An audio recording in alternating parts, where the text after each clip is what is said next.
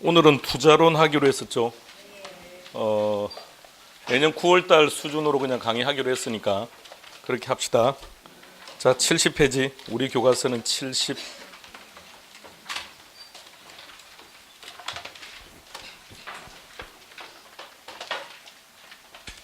계산기 가져오기로 했으니까 계산기 올리시고요. 응? 계산기 올립니다. 오늘만 핸드폰으로 계산하는 것 인정하겠습니다. 다음 주부터는 무조건 계산기 가지고 오는 걸로 그렇게 하겠습니다. 71페이지 보시면 가운데 그림 하나 나와 있습니까? 거기서 10문제.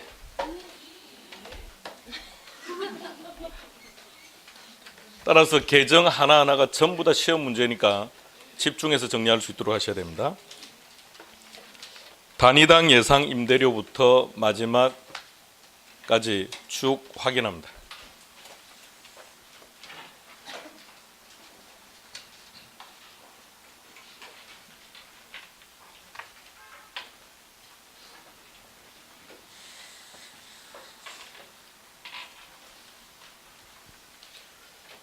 근데 박스 그림 위에 보면 큰 글씨 제목이 뭐라고 되어 있습니까? 영업 수지, 수지, 수입과 지출. 가로 속에는 뭐라고 되어 있습니까?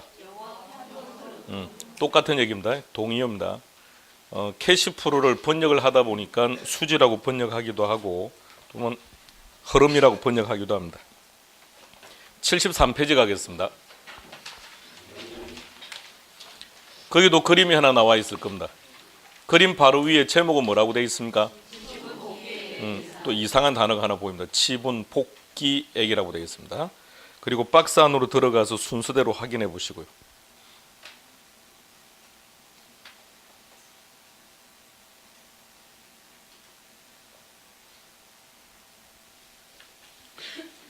(71페이지로) 되돌아갑니다. 제일 위에 갈로 2번 제목 뭐라고 되어 있습니까? 동그라미 1번, 2번 읽어보시고 소득이득과 자본이득이 무슨 말인지 파악합니다.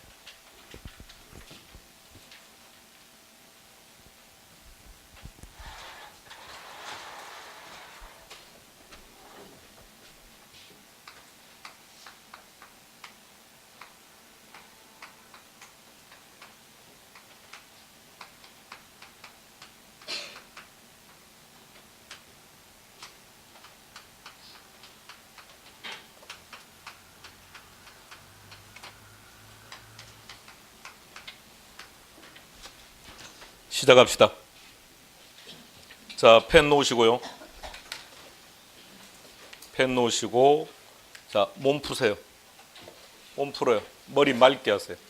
입력할 준비하세요. 펜을 잡고 메모를 시작합시다라는 말을 하기 전까지 펜을 잡는 분은 앞으로 모셔서 계산 문제를 풀 수 있는 영광을 드리겠습니다. 자료 하나 더 받았죠? 이 계산 문제인데 여러분들이 나와서 앞에서 풀 거예요. 그래서 그러니까 방법을 여러분들이 정하는 거니까 대충 알고 가시겠습니까? 확실히 알고 가시겠습니까? 여러분들이 결정했습니다. 확실히 알고 가겠다고. 그럼 제일 좋은 방법은 나와서 푸는 겁니다. 그럼 확실하게 합니다. 쪽팔릴 거 없습니다. 우리끼리인데. 그러니까 신경 쓰지 말아요. 우리는 서로 다 모르는 거 다 알고 있으니까 서로 쪽팔릴 것도 없고. 그러니까 앞에 나와서 푸실 분들을 20분을 뽑아야 되는데 강의를 진행하는 과정에 하도록 하겠습니다. 일단 펜에 손이 간다 이유 불문하고 놓습니다. 그분은 그분을 일단 뽑고 그 다음에 나머지 분을 뽑는 걸로 하겠습니다. 나는 꼭 앞에 나와야 되겠다고 하시는 분들은 잡아보시기 바랍니다. 바로 지체 없이 초빙토록 하겠습니다. 자, 머리 맑아졌습니까? 자, 시작합니다. 여러분들이 중개업을 하고 있는데 투자자 갑이 여러분 사무실을 찾아온 겁니다. 그러면서 뭐라고 말하느냐?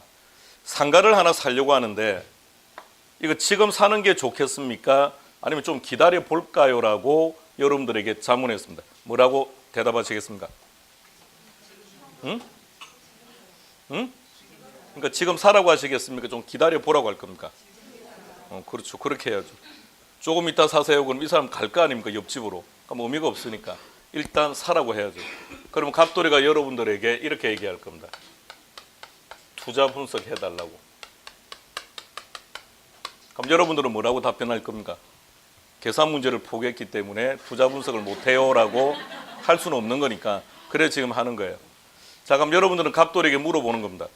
이 건물을 구입하면 몇 년 동안 이 건물을 보유할 계획인지, 그러면 보유하고 있는 동안 수익이 발생할 겁니다. 이 건물을 보유하는 동안 발생하는 수익, 예를 들어 보죠. 갑돌이가 이 상가 사서 뭐 할까요? 임대를 할 테니까. 그래서 보유 기간 동안 임대를 함으로 인해서 발생하는 수익, 이런 수익을 소득이득이라고 표현합니다. 소득이득의 정의할 줄 아셔야 됩니다. 소득이득이란 뭐다? 보유 기간 동안 발생하는 수익. 예를 드세요. 그러면 임대 수익. 그런데 일정 기간 가지고 있다가 처분을 하게 되면 이때도 수익은 생기는 겁니까? 예를 들면 양도 차익. 이처럼 처분 시 발생하는 수익을 자본이득이라고 합니다. 그러니까 이 둘을 합쳐서 부동산의 가치를 구하는 겁니다. 그럼 소득이득과 자본이득이 클수록 건물의 가치도 커지는 거겠죠. 그럼 결과적으로 어떤 경우에 이 건물을 투자하는 겁니까? 이 둘을 합친 가치보다 건물의 가격이 싸면 투자하는 것이고 높으면 투자를 안 하는 것이고. 자, 그래서 이제 우리가 해야 될 게 소득이득과 자본이득을 하려고 한다는 겁니다. 자, 다시 보시고 각각 용어 정의 좀 합시다.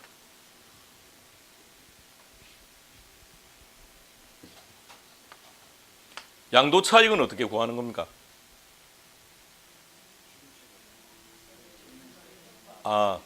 뭘 잡으면 오는데 오답을 말하는 건 상관없어요. 그러니까 신경 쓰지 말고. 양도 차익은 어떻게 구하는 겁니까? 매도 가격에서 자, 세법 용어를 씁시다.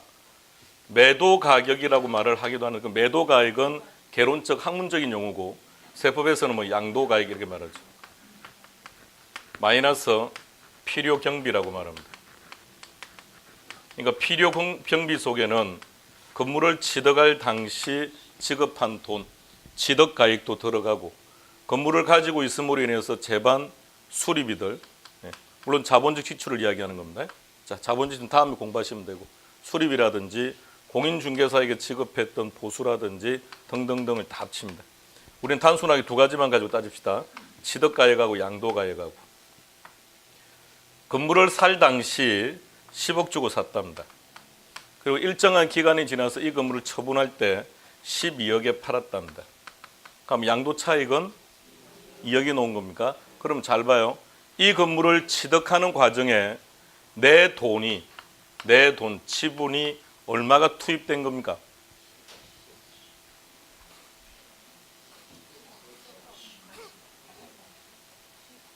너야? 아니요. 그냥 딱 저분만 알면 되는 거라서. 자, 오세요. 자, 칠판 다시 와요. 건물을 취득함으로써 돈이 얼마가 들어갔죠? 10억이죠. 근데 얼마를 판 겁니까? 내 지분은 얼마가 들어갔다? 10억인데 12억에 팔아서 양도 차익이 발생했다는 얘기는 내가 투자한 돈은 다시 내 호주머니로 되돌아왔다는 뜻입니다. 복귀했다. 의미 이해하시겠습니까? 네. 그래서 지분 복귀액이라는 말을 쓰는 거예요. 이거는 개론적인 학문적인 표현이고 일반인들이 이해하기가 불편하니까 세법에서는 그것을 양도 차익이라고 부른다는 얘기입니다. 다 동의어들입니다. 자, 다 동의어들 기억합시다. 부동산을 처분 시 발생하는 양도 차익을 뭐라고 표현한다? 자본이득이라고 하는데 또 다른 말로 표현한다면 지분 복귀액이라고 표현한다. 기억합시다. 얘는 뭐 그렇게 시험에서는 중요한 건 아니고요. 가끔씩 한 문제가 나오는 거고 얘가 10문제라고요. 소득이득 시작하겠습니다. 71페이지 갑니다. 제일 위로 올라갑시다. 71페이지 제일 위에 동그라미 1번. 부동산 투자로 인한 수익에는 두 가지가 있다. 하나는 운영 기간 동안, 다른 말로 표현한다면 보유 기간 동안 발생하는 임대 수익과 같은 것을 뭐라고 한다? 소득이득. 처분 시에 발생하는 양도 차익과 같은 것을 뭐라고 한다? 자본이득이라고 한다. 자, 밑으로 내려갑니다. 2번 제목이 영업수지 또는 영업현금 흐름되어 있습니까? 옆에다가 소득이득이라고 씁시다. 그리고 박스 안에 있는 내용들 다시 차례대로 쭉 확인합니다.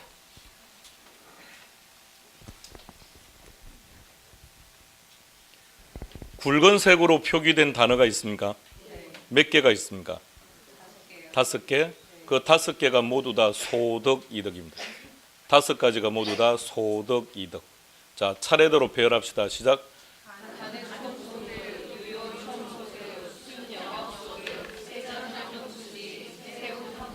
자, 그렇게 해서 수익의 종류는 5가지. 그리고 가감 조정하는 항목들이 있을 겁니다. 확인해 보시고요.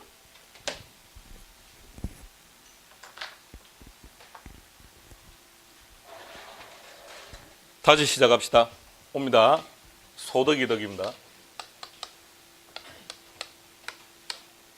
칠판을 보신과 동시에 펜은 놓으세요. 자, 갑돌이는 저 건물을 사서 뭘 할 계획입니까? 임대 사업을 할 계획이죠. 그러면 만일 공실이 하나도 없다면, 저 상가가 100% 임대가 된다면 내 호주머니에 들어올 것이라고 예상하고 있는 수익, 그것을 뭐라고 표현한다? 가능 총소득. 여기서 가능의 의미는 최대한 이런 뜻입니다. 최대한. 그런데 그렇게 알고 있으면 계산 문제를 못 풀어냅니다. 그래서 우리는 이렇게 기억할 겁니다. 가능 총소득이란 공실이 없는 상태를 말한다. 실제로 그렇다는 겁니까? 실제로 들어온 돈입니까? 추정치입니까? 추정치. 임대 안 될 수도 있죠. 임대가 안 된 거는 돈이 안 들어온 거니까 그건 차감을 해야죠. 공실. 자, 상식적으로 집이 비어 있으면 공가라는 말을 쓰는 거고, 사무실이 비어 있을 때는 공실 이렇게 말하는 겁니다. 공가율, 공실률 이렇게. 두 번째, 임대가 되기는 되었으나 임차인이 야밤 도주를 해서 돈을 못 받았답니다. 그걸 이렇게 표현합니다. 뭐라고 한다고요? 그럼 일단 공실이든 대손 충당금은 돈이 들어왔다 안 들어왔다? 그럼 그거는 빼야죠. 그래서 공실 및 대손 충당금은 차감하고. 자, 투자자 갑돌이가 저 건물에서 주차비를 별도로 받는다면 거기서도 수익은 가능하죠. 건물에 자판기를 설치해 두면 수익 가능할 겁니다. 임대료 외적인 수익을 이렇게 표현합니다. 뭐라고 한다고요?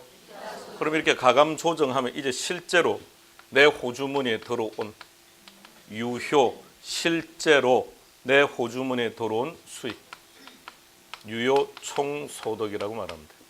이꼴 영업 활동 과정에서 발생한 수익.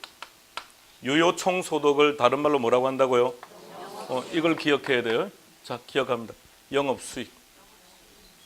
그러면 이 수익을 얻기 위해서 들어가는 비용, 영업 수익을 얻기 위해서 발생하는 비용, 영업 비용. 유효 총소득이 영업 수익이라는 것만 알고 있으면 영업 비용은 자연스럽게 나올 거예요. 그럼 영업 수익에서 영업 비용을 차감했으니까 순수한, 순의 의미는 항상 마이너스, 순이라는 뜻 자체가 마이너스 한다는 뜻이에요.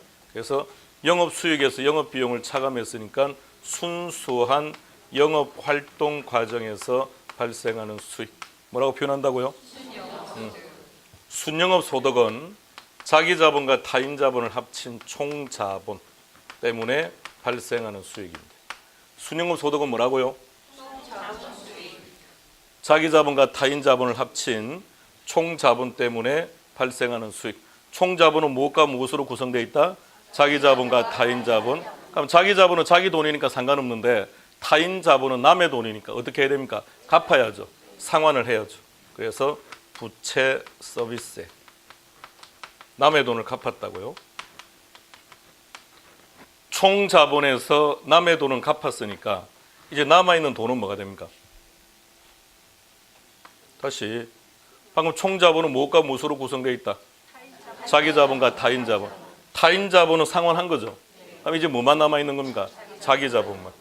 내 돈만 남아있는 거죠. 자기 자본 때문에 발생하는 수익을 세전 현금 수지라고 말합니다. 제목 뭐라고 한다고요? 세전 무슨 뜻이죠? 세금 내기 전. 그럼 이제 뭐가 나올까요? 세금.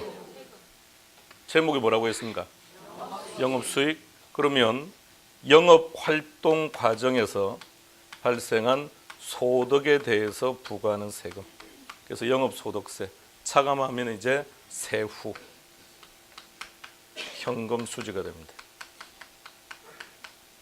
자, 머릿속에 그립니다.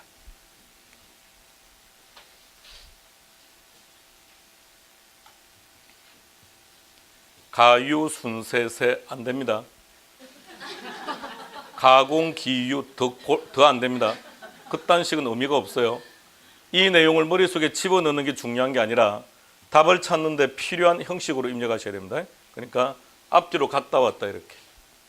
유효총소득은 영업수익이다. 그러면 영업수익은 당연히 영업비용 나올 거고, 그럼 순영업소득인데 얘는 총자본 때문에 발생한 수익이다. 그럼 남의 거는 갚아야 되니까 갚고 나면 내게 남았다. 이런 식으로. 예, 갔다 왔다 30초 드리겠습니다. 입력.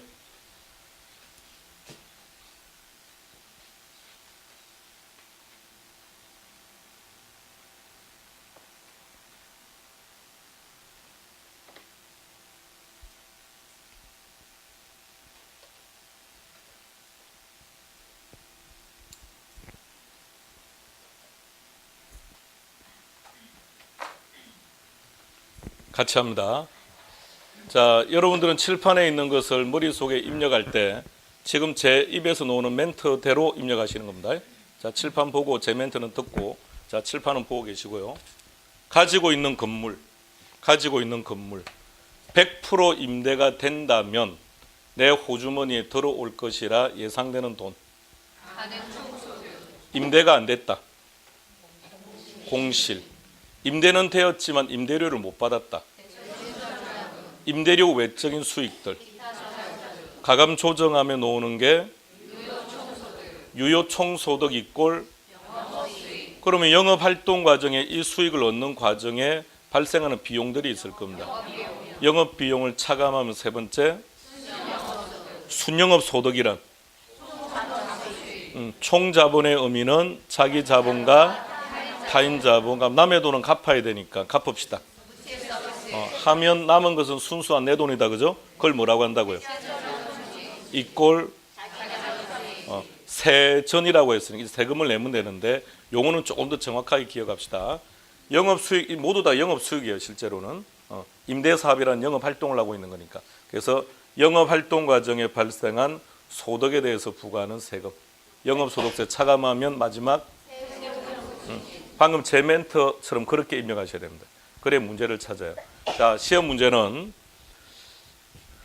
A라는 빌딩으로부터 발생할 수익이 100억이 예상된다 이렇게 나와요. 그럼 그게 뭔지를 알아야 되니까 그게 가능조소득입니다.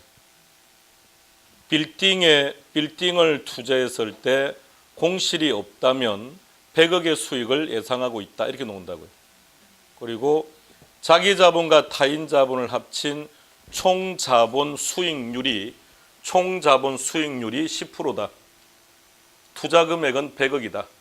자기 자본 60억, 타인 자본 40억, 그리고 총 자본 수익률은 10%. 그럼 순영업 소득은 얼마? 다시 자기 자본 60억. 돈이 너무 많다면 이 생각만 하고 있습니까? 있으면 좋겠다 이런 생각하지 말고 자기 자본 60억, 타인 자본 40억, 건물 얼마짜리? 100억짜리. 근데 총 자본 수익률은 10%. 그러니까 얼마죠? 10억. 그게 뭐라고요?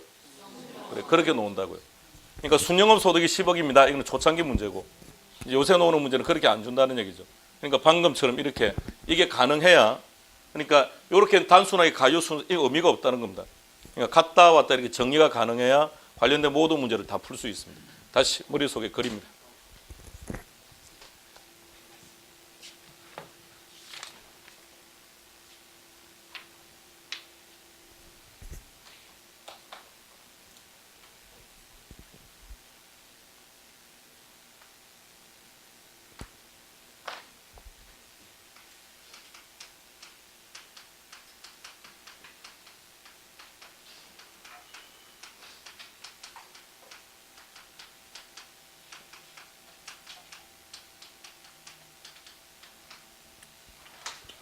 영업 비용의 동의어들입니다. 영업 비용부터 출발하겠습니다. 시작. 영업 비용, 영업 경비. 동의어 입력합니다.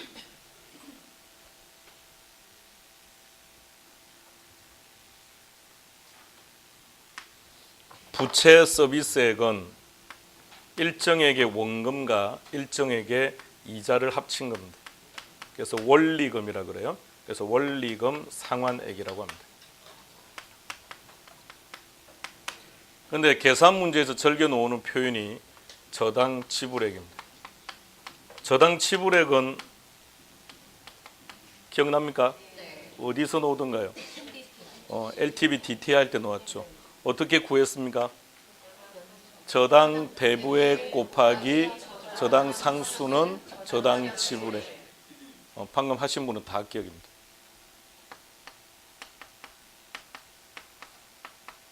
또는 이렇게 표현합니다. 월부금. 자, 동의어들 입력합시다.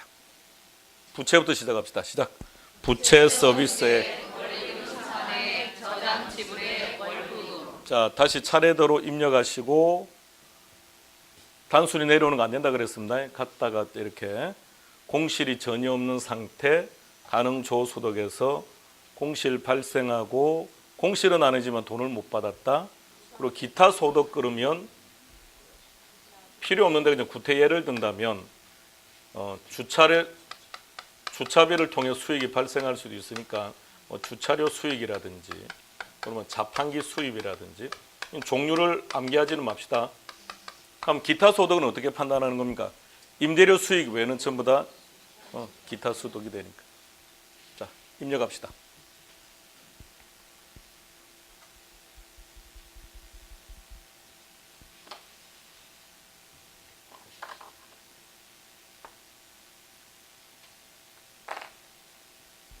우리 학원 입장에서 볼 때 영업 비용은 어떤 겁니까? 학원 입장에서 영업 비용은. 그럼 다시 위로부터 올라갑시다. 자, 학원 입장에서 가능 총 소득은 어떻게 구하면 됩니까? 수강료 곱하기 등록생 수입니까? 좌석 수입니까? 그렇죠. 좌석 수죠. 그러니까 공실이 없는 상태라고 했으니까. 그럼 빈자리는요? 공실. 한 번 들어보고 등록하겠습니다 그랬는데 도망갔습니다. 대손 충당금. 책값을 별도로 받는다면 자판기에서 발생하는 수익들 이런 것들 기타 소득. 우리 학원에서 받는 건 아니지만 만약 주차비를 우리 학원이 받는다면 그것도 기타 소득. 하고 나면 그런 이제 학원이라는 영업활동 과정에 발생한 수익이 있죠. 근데 그 수익을 얻기 위해서 어떤 비용이 들어갑니까? 그러니까 그게 뭐냐고요? 임대료 들어. 자, 전기세가 맞아요? 전기료가 맞아요? 그래요? 그럼 전기세는 어디 있는데요? 없기는 뭐가 없어요. 전기료 안에, 전기요금 안에 보면 전기세가 있는 거예요. 그 담임이 전기세라는 것은 정말 좀 그래요. 앞으로는 전기세라고 말하는 게 아니라 전기요금 아니면 전기료 이렇게요. 수도료 이렇게. 자, 그러면 다시 우리 학원 입체 영업 비용은 임대료, 그리고요 쌤들 급여들, 데스크에 계신 분들의 급여, 그리고 복사비, 광고비 등등 그게 영업 비용, 그죠? 근데 생각해봐요. 영업 비용의 항목은 수백 가지라는 얘기입니다. 그러니까 도저히 암기할 수가 없습니다. 그래서 우리는 영업 비용에 포함될 내용을 암기하는 것이 아니라 영업 비용에 포함되지 않을 삭제해야 될 항목을 암기하는 걸로 합시다. 물론 이것도 종류는 아주 많지만 이것만 기억하면 답은 다 찾아냅니다. 자, 소득이득 다시 봅시다. 5가지 항목이다, 그죠? 예, 이름만 열어갑니다. 시작.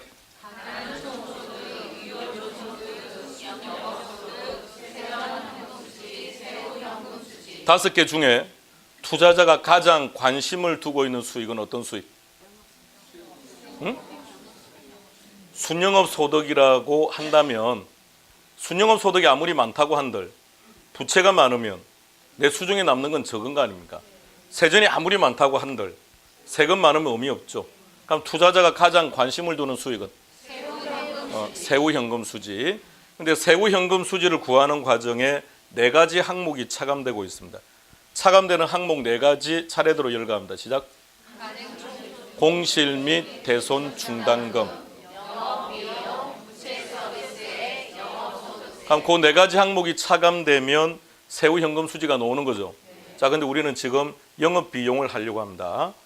자, 영업비용 속에 공실이 포함되어 있다고 한번 생각해 보세요. 공실은 여기서 한번 차감이 된 거죠. 근데 여기에 공실이 또 있다라고 한다면 이중계산입니다. 그렇다면 영업비용 속에는 공실이 있다 없다? 없다. 자, 첫 번째 삭제 항목 공실 및 대손 중단금은 삭제. 자, 왜 삭제한 거죠? 이중계산 때문에. 자, 그런 논리라고 한다면 부채 서비스액은 영업비용 안에 있다 없다? 영업소득세는 영업비용 안에 있다 없다? 그러면 요 순서만 알면 차례대로 나옵니다. 영업비용 삭제 항목 첫 번째 공실 및 대손 중단금, 두 번째 부채 서비스액, 세 번째 영업소득세. 영업소득세는 조금 더 보겠습니다. 1980년도까지는 이렇게 불렀습니다. 이게 세목이었습니다. 개인소득세, 법인소득세. 그런데 어떤 사람이 대한민국 국민들을 죽이고 집권을 합니다. 아주 나쁜 사람이에요. 그리고 조세개혁을 한다면서 세목도 약간 뜯어고치는데 여기서 개인자를 뺍니다. 그럼 소득세, 법인소득세 하면 어색하니까 여기는 소득이라는 단어를 뺍니다. 그래서 우리는 지금 소득세, 법인세라는 세목으로 지금 공부하고 있는 겁니다. 자, 그러면 둘 다 보세요. 자, 소득세든 법인세든 결론은 개인이냐 법인이냐는 것만 다를 뿐이지 둘 다 무슨 체계? 소득세 체계를 가지고 있기 때문에 저기서 말하는 영업소득세는 법인세에 대립되는 소득세가 아니라 둘 다 통칭하는 표현입니다. 그래서 시험에서 이렇게 놓으더라도 똑같다라는 것을 아셔야 돼요. 법인세가 있더라도 뭘 말하는 거다? 영업소득세의 또 다른 표현이겠구나 이렇게 생각하시면 됩니다. 소득세라고만 나와도 그건 상관없고요. 자, 세금 문제가 나왔으니까 하나 더 정리합니다.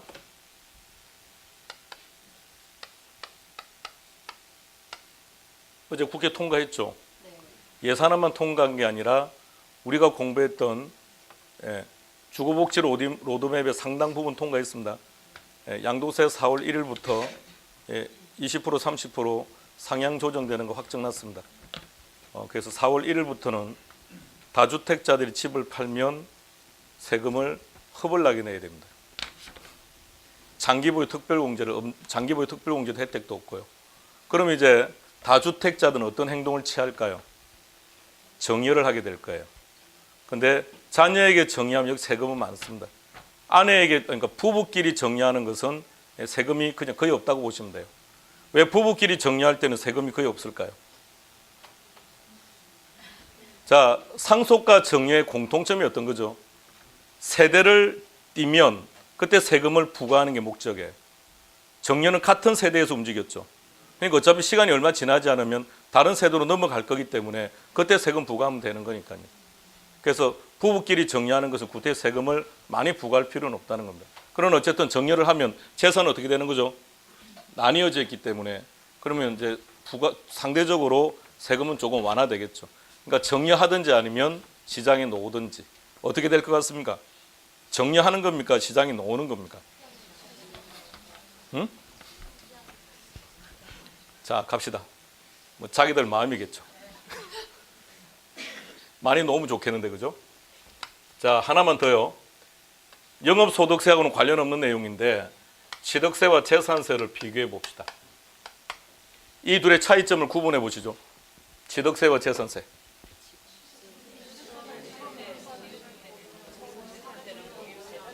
취득할 때 내는 거고 그거는 시장에서 하는 얘기고 이 전문가들이 무슨 이상한 소리를 하고 있습니까? 자, 둘의 차이점 하나는 유통세, 하나는 보유세. 자, 얘는 부동산이 움직이는 과정 속에 부과되는 유통과세. 대표적인 게 취득세, 양도세. 재산세 같은 것은 보유세, 그죠? 자, 그럼 제일 앞으로 갑니다. 소득이득이라는 단어를 찾아요. 제일 앞에 그림으로 갔어. 소득이득 바로 위에 뭐라고 되어 있습니까? 소득이득이란 보유기간 동안 발생하는 수익이라면 얘는 보유기간 동안에 발생하는 세금입니까? 그럼 얘는 영업비용이다 아니다? 자, 다시. 자, 개인의 사견 입력하지 마세요. 편안하게 들어요.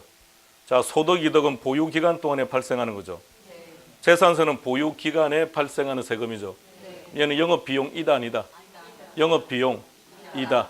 그러니까 비용인 것은 기억하지 마시라고요. 모든 보유세는 전부 다 비용이에요. 그러니까 취득세는 유통과세니까 보유행위와는 관계없다는 얘기입니다. 그래서 포함되지 않는 것만 기억하는 겁니다. 자, 영업소득세 시작. 영업소득세 세분화시키면 법인세, 소득세, 취득세까지 기억하는 걸로요. 자, 다시 여기까지 일단 입력.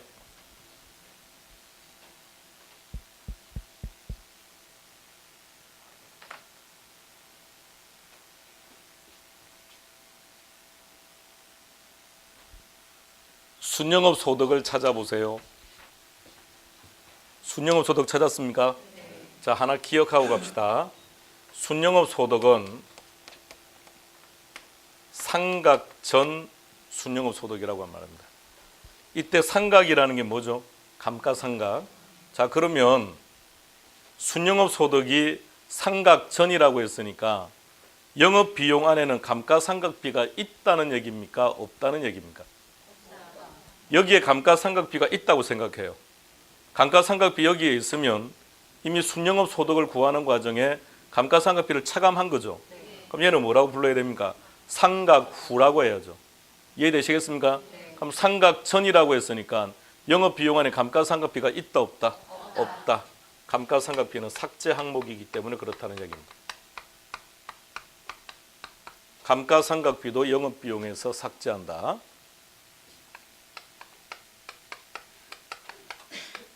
다섯 번째 제목 뭐라고요? 개인적 업무비를 비용으로 인정한다고 생각해 보세요. 이걸 비용으로 인정한다면 그러니까 모두 다 개인 용도로 써버리고 비용으로 잡아버리면 세금 부과할 게 하나도 없죠. 개인적 업무비는 비용으로 인정 못 해주겠다는 겁니다. 여섯 번째 뭐라고요? 소유주 급여를 비용으로 인정해 준다면 여러분들은 여러분들의 급여를 어떻게 책정하시겠습니까? 그냥 시간당 100억 하고 끝내죠. 그럼 세금 한 푼도 안 내도 되니까. 그래서 비용 인정 못 해주겠다는 얘기입니다. 및 인출금. 인출금이란 소유주가 자기 금고 안에 있는 돈을 임의적으로 갖다 쓰는 거예요. 그걸 비용으로 인정해 준다면 세금 낼 사람 하나도 없을 거 아닙니까? 그래서 얘네들은 전부 다 삭제 항목. 우리는 이것만 기억하는 걸로 하겠습니다. 자, 다시 갑니다. 첫 번째부터 세 번째까지는 이 구조에서 자연스럽게 가져와야 돼요. 영업비용 삭제 항목. 제목 뭐라고요? 다시 제목. 영업비용의 삭제 항목. 시작. 영업비용의 삭제 항목. 나중에는 이거는 다 알아요. 근데 제목을 몰라. 이게 뭔지를 몰라. 기억은 해요. 그러니까 질문하면 아무도 몰라. 근데 누군가가 공실 및 대손 충당 그건가 봐 해서 차례대로 다 말합니다. 제목을 제발 좀 기억하세요. 영업비용의 삭제 항목. 저기서부터 갑니다. 시작. 공실 시작. 공실 삭제 항목. 자, 종류를 가세요. 첫 번째.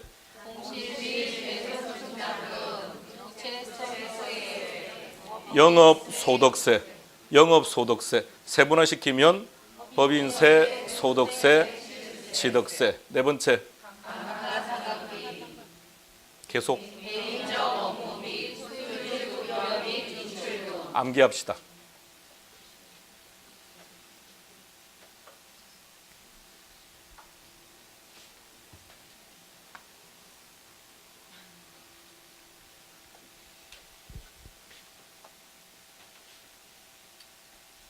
영업소득세를 이제 구해야 됩니다. 영업소득세. 자, 다시 5초간 쉬겠습니다. 몸 푸시고 머리 맑게 하세요. 자, 머리가 맑아져야 됩니다. 머리를 맑게 하라고 했더니 지금까지 입력 획 등을 치우고 하는 그런 일은 없도록 하세요. 머리만 맑게 해요. 머리가 아프시면 어제 한 거 다 치워요. 어제 뭐 했습니까? 됐어요. 치워요. 어차피 점수 안 나오니까. 어차피 해도 점수 안 나오는데 그건 치워도 괜찮아요. 자, 갑시다. 영업소득세. 한종민 선생이 막둥입니다. 그럼 상대적으로 다른 사람들의 나이가 갑자기 업되는 거죠. 한종민이가 막둥이처럼 안 보이던가요? 네, 막둥이에요. 네, 막둥이고 나이 제일 많은 사람은 최상준 선생처럼 보이던가요? 우성엽이가 많아 보이던가요? 우성엽이 많아요. 우성엽이 제일 많은 건 저하고는 어떻게 된다는 얘기입니까? 우성엽 선생님 제 삼촌뻘입니다. 제 삼촌하고 친구입니다. 그래서 어릴 때부터 제가 이름을 자꾸 불러서 우성엽 이름을 불러서 그래서 제가 저 우성엽이라고 부르는 거예요. 우성엽 나이 많아요. 자, 갑시다. 진실을 말할 때 진실을 받아들일 수 있는 깨끗한 마음을 좀 가지고 계시기 바랍니다. 순수한 마음을 가지고 있으면 말하는 게 다 들어와요. 색깔을 입히지 말고요. 자, 칠판. 자, 이제 뭐 할 거라고요? 영업소득세. 자, 영업소득 삭제 항목이 아니고 영업소득세를 할 거라고요. 자, 전부 다 삭제하려고요. 자, 영업소득세 위에 있는 수익. 영업소득세 위에 있는 수익. 그 위에 있는 수익. 그러면 영업소득세를 구하는 방법은 두 가지.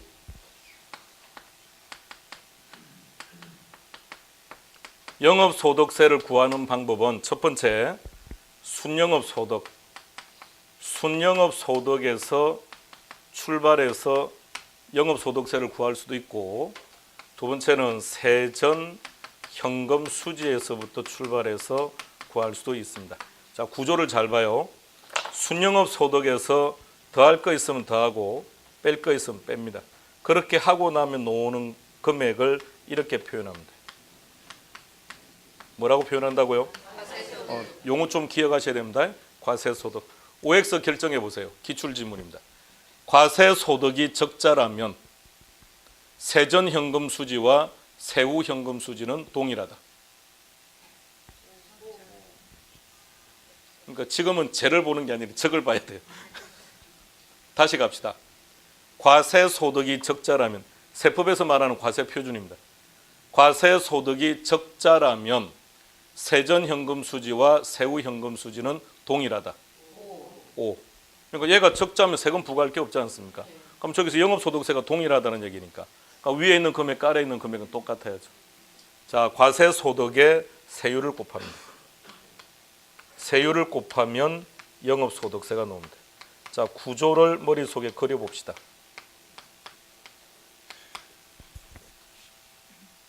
동일합니다. 세전현금 수지에서 플러스 마이너스를 하고 나면 나오는 게 과세소득. 여기에 세율을 곱하면 영업소득세가 됩니다. 구조는 동일하며 어느 쪽을 통해서 계산을 하든 결과는 항상 동일합니다. 그러면 순영업소득하고 세전현금수지의 차이가 뭔가요? 부채서비스액. 부채서비스액은 무엇과 무엇으로 구성되어 있다? 일정액의 원금하고 이자로 구성되어 있다. 그럼 다시 말하면 순영업소득에서 마이너스 원금 이자 하면 그게 세전현금수지가 되는 거죠. 이 사례는 통째로 기억해 놓기입니다. 앞으로 계속 이 사례를 들 겁니다. 갑은 10억짜리 건물을 하나 사려고 합니다.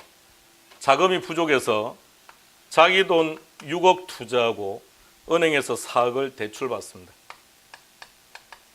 4억을 대출받아서 10억짜리 주택을 하나 구입을 합니다. 자, 시간이 지나서 요 4억 중에서 1억을 상환했답니다. 빌린 4억 중에 1억을 갚았대요. 그럼 이제 부채는 얼마가 되는 겁니까? 그럼 부채가 3억이 되면 이제 이 건물은 얼마짜리입니까? 10억입니까? 그럼 1억 어디로 간 겁니까? 자기자본이 7억이 늘어난 겁니까? 네. 표현을 잘 봐요.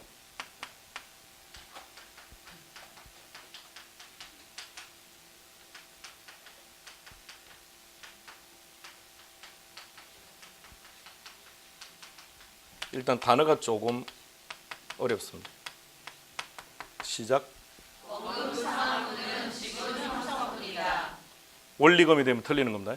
이자는 상관없고 은행에 갚은 것 중에서 원금을 상환한 것은 내 재산이 그만큼 많아지는 거죠.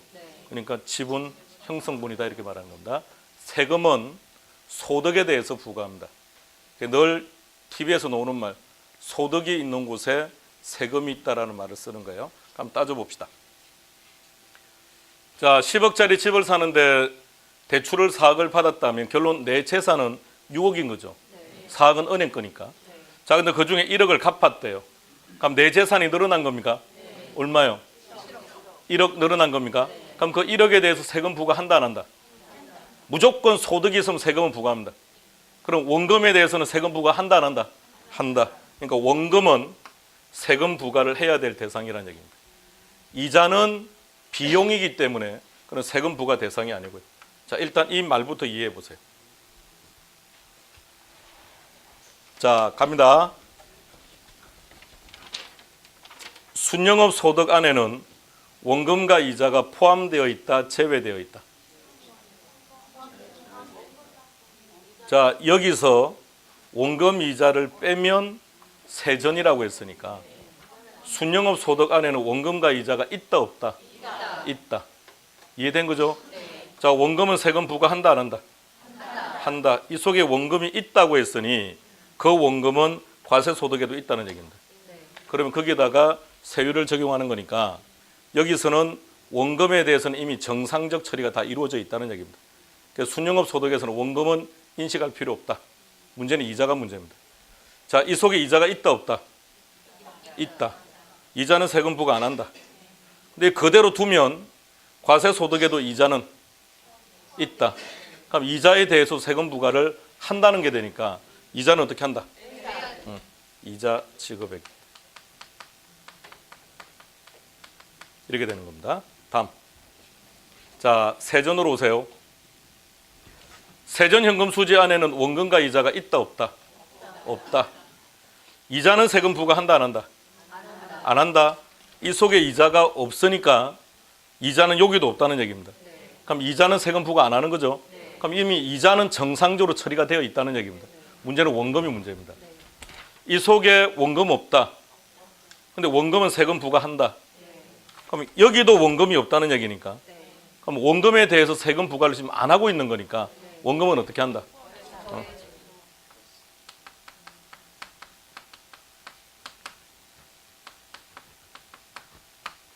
결론은 최종적으로 이 둘이 제일 문제입니다. 이자와 원금. 어디서 빼고 어디서 더하는 건지 입력하세요. 방금 이해는 다 했습니다.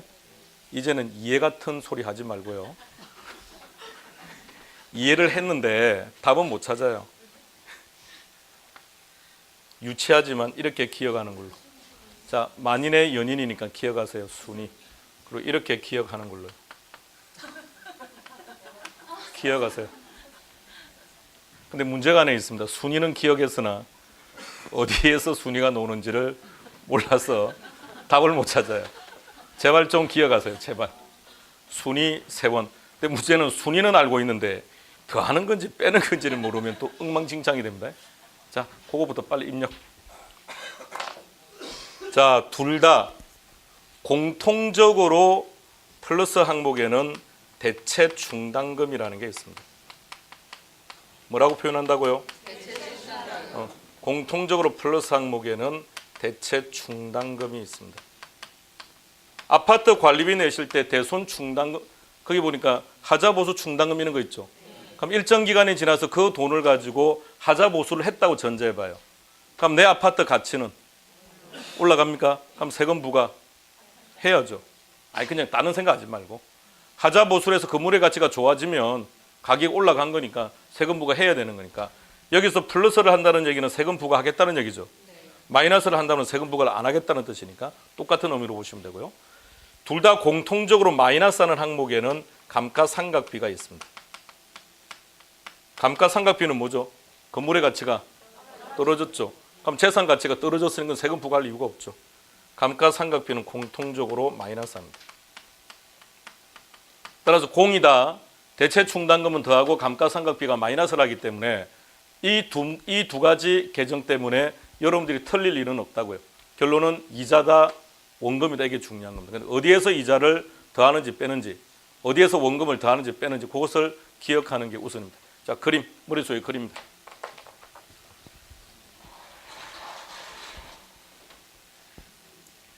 지금 순간 놓쳐버린 모든 게 엉망이 됩니다. 놓치면 안 돼요. 카메라 이리 왔습니까? 저리 갈까요? 보낼까요? 다시 카메라 이리 와주세요. 자, 머릿속에 그리세요. 그러니까 전부 다 저 구조 속에서 오는 겁니다. 소득이득의 구조에서 영업소득세 바로 위에 있는 수익이 세전, 그 위에 있는 게 순영업소득. 그래서 순영업소득에서 출발해서 구할 수도 있고 세전에서 출발해서 구할 수도 있다. 근데 둘의 차이점은 원금과 이자인데 어쩌고 그런 건 이제 끝났고 그건 앞서할 때 했던 것처럼 하면 되는 거 끝. 자, 그리고 나서 기억할 것은 둘 다 공통적으로 무엇은 더한다, 무엇은 뺀다. 그럼 각각 하나씩만 기억하면 되니까 순영업 소득에서는 이자를 차감한다. 그래서 내 머릿속에는 순위를 기억하고 세전에서는 원금을 더한다. 그래서 그것만 세원만 다시 입력합시다.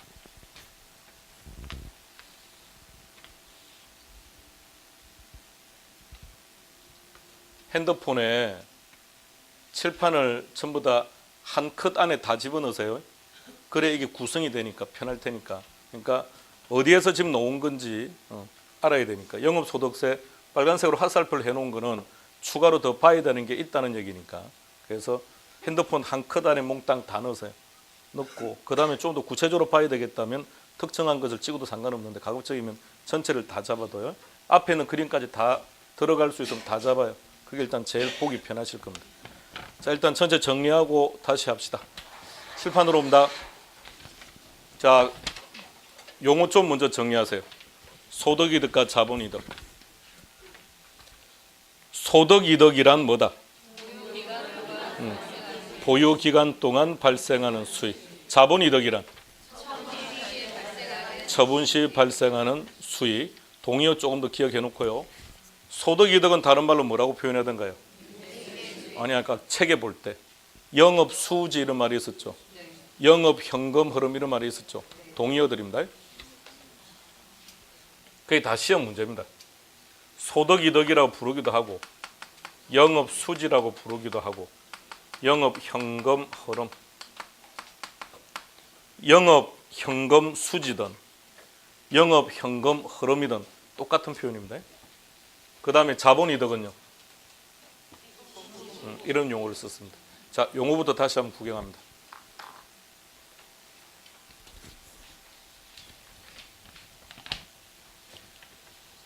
새로운 학문을 만나면 제일 일단 불편한 게 용어들입니다. 용어들이 일단 낯설기 때문에 일단 그거부터 조금씩 정리하고요. 자, 소득이득 칠판으로 갑시다. 자, 똑같이 머릿속에 입력합니다. 가지고 있는 건물 100% 임대가 될 때 내가 얻을 수 있을 것이라 생각하는 금액. 임대가 안 됐다. 임대는 되었지만 임대료를 못 받았다. 임대료 외적인 수익. 가감 조정하면 두 번째 수익은 유효 총 소득 이꼴. 그럼 이 수익을 얻기 위해서 발생하는 비용. 영업비용 차감하면 세 번째 순영업 소득 이꼴. 총자본 수익. 총자본이란 타인 자본은 남의 돈이니까 그는 갚아야죠. 따라서 부채 서비스액을 차감하면 네 번째 수익.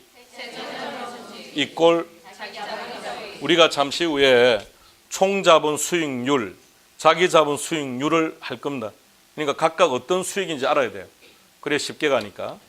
자, 그럼 이제 세전이라고 했으니까 세건 냅시다. 차감하면 다섯 번째 영업비용 찾으세요. 동의어 들어갑니다. 시작. 영업비용부터 시작. 영업비용. 자, 그 다음 제목 말하세요. 오케이, 그렇게요. 영업비용의 삭제 항목. 가급적 안 보셔야 됩니다. 영업비용의 삭제 항목 순서 속에서 내려오세요. 첫 번째, 두 번째, 세 번째. 아니, 영업소득세. 그러니까 영업소득세로 놓을 수도 있고 이렇게 놓을 수도 있으니까 영업소득세 세분화 시킵시다. 그러니까 영업소득세를 세분화시키면 법인세 소득세인 겁니다. 취득세하고는 관계없는 거예요. 그런데 어차피 취득세도 기억을 해야 되니까 같이 묶어서 이렇게 기억하는 겁니다. 그 다음 네 번째는 그리고 다시 입력합시다. 지금 들어가고 있는 중인 거죠.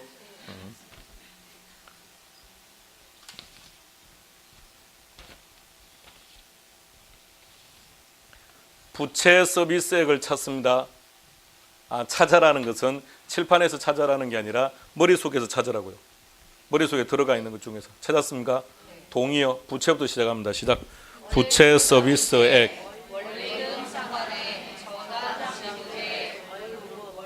저당 지불액은 어떻게 구한다?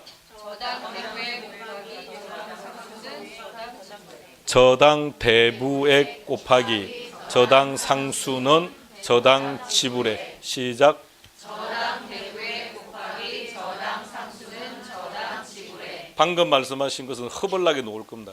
개론 곳곳에서 나와야 되기 때문에 시험 문제로도 아주 중요한 것들이고요. 자, 그 다음 영업소득세를 갈 겁니다. 영업소득세를 구하는 방법은 두 가지인데 결론은 동일해요. 계산 문제만 기준으로 잡는다면 세전현금 수지에서 하는 게 제일 좋아요. 나중에 이제 하다 보면. 근데 어차피 이론을 해야 되기 때문에 둘 다 기억을 해야 되는 겁니다.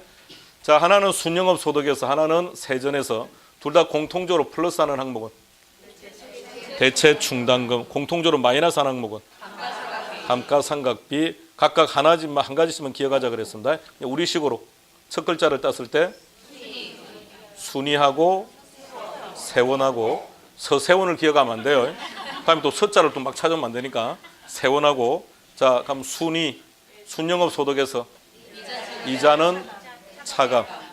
다음에 세전에서 원금은 가산. 오케이. 자, 다시 보시고 순서 입력.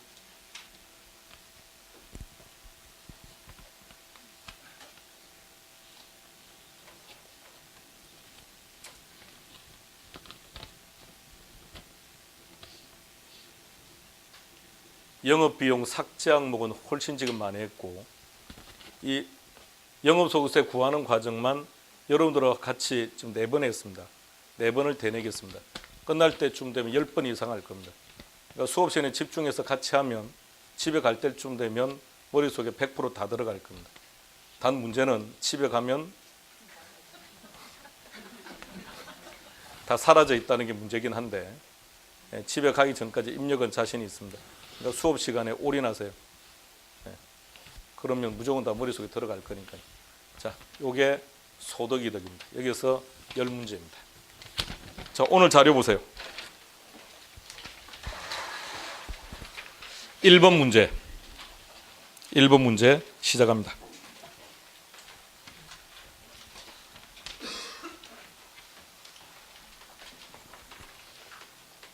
지금 보는 8문제는 공이다. 다 기출 문제들입니다. 시험 문제가 이렇게 나와요. 자, 계산기 이용해서 1번 문제 시작합니다.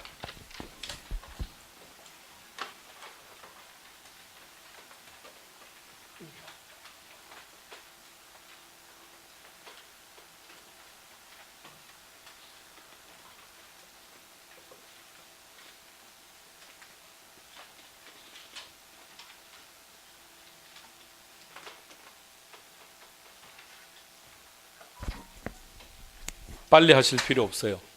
지금은 빨리 하는 게 문제가 아니고 자료 해석이 중요한 거니까 칠판 그림에서 어디를 어떻게 사용할 건지 그런 것들을 보시라는 얘기입니다.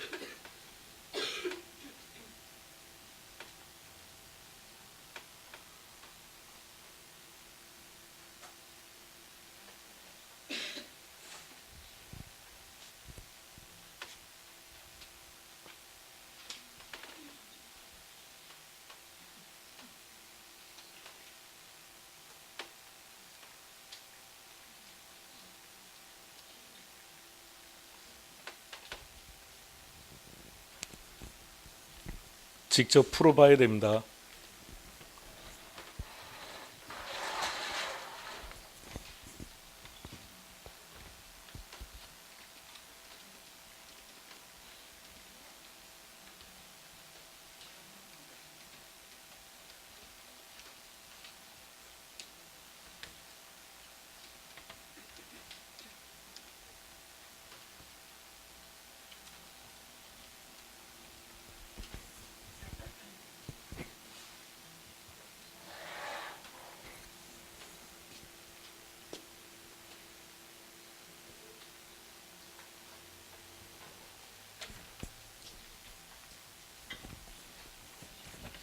같이 합시다.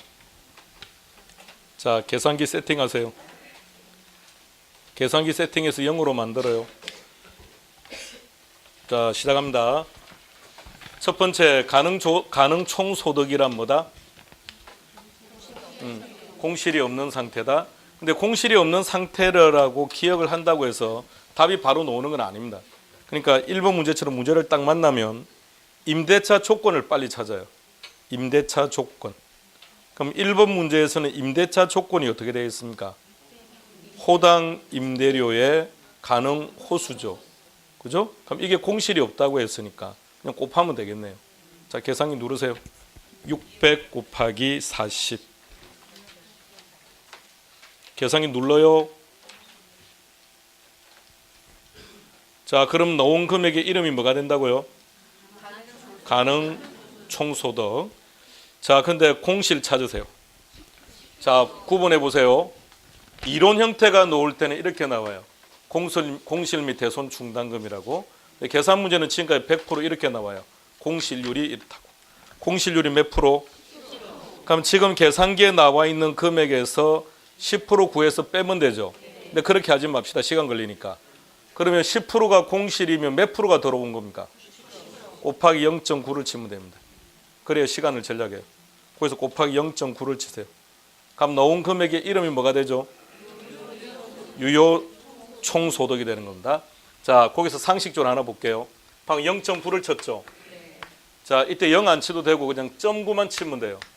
그럼 0.9를 치면 계산기가 다 인식을 해요. 0.9를 쳤다는 걸. 어쨌든 시간 절약합시다 그냥. 자, 그러면 이제 나와 있는 게 유효 총소득. 여기서 뭘 차감하실 겁니까? 영업비용입니까? 자, 오세요. 영업비용 동의어 들어갑니다. 시작.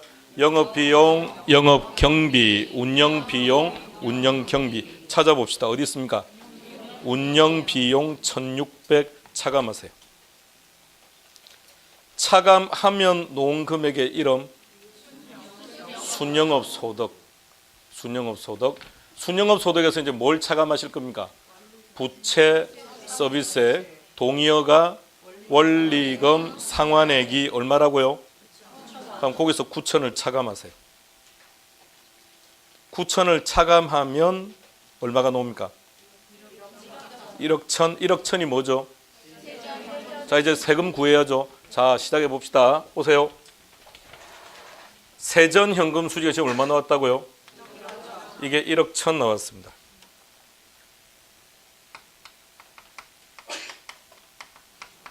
원금은 더한다, 그죠? 근데 다시 봅시다. 자료. 원리금 상환액. 원리금이 뭐라고요? 원금 이자를 합친 게 얼마? 9천. 근데 바로 뒤에 융자 이자라고 되어 있습니까? 이자가 얼마라고요? 그러니까 9천 중에서 2천은 이자라고요. 그럼 원금은 그렇게 정보를 주고 있는 거죠. 그럼 7천은 더하고요. 대체 충당금은 있다 없다? 없으니까 고려할 필요 없고. 감가상각비는 있다 없다? 얼마라고 되어 있습니까? 그럼 감가상각비 1,000만 원 차감하면 과세소득은 1억 7천. 세율이 몇 프로입니까? 그럼 여기에 30% 곱하는 겁니다. 곱하기 0.3 하세요. 얼마가 나옵니까? 5,100만 원. 자, 그럼 여기서 마무리합시다. 세전이 1억 1,000이고 세금이 5,100이면 세후는 5,900. 세전 1억 1,000에 영업소득세 5,100이니까 나머지 5,900이 세후가 됩니다. 그러면 동그라미 4번 영업소득세가 틀렸네요. 5천이 아니라 5,100. 새우는 5,900 맞고요. 답은 4번 됩니다. 자, 다시 1번 문제 칠판에 있는 그림과 비교하면서 자료 해석 확실하게 하신 후에 놓으세요. 예. 먼저 놓는 순서대로 다음 시간에 나와서 푸실 거예요. 방금 무슨 말인지 못 알아들었습니까? 1번 문제를 확실히 여러분들이 정리하고 놓으시라고요. 먼저 놓으시는 순서대로 다음 시간에 놓아서 풀 거니까, 예. 정리 안 되면 쉬었다 하겠습니다.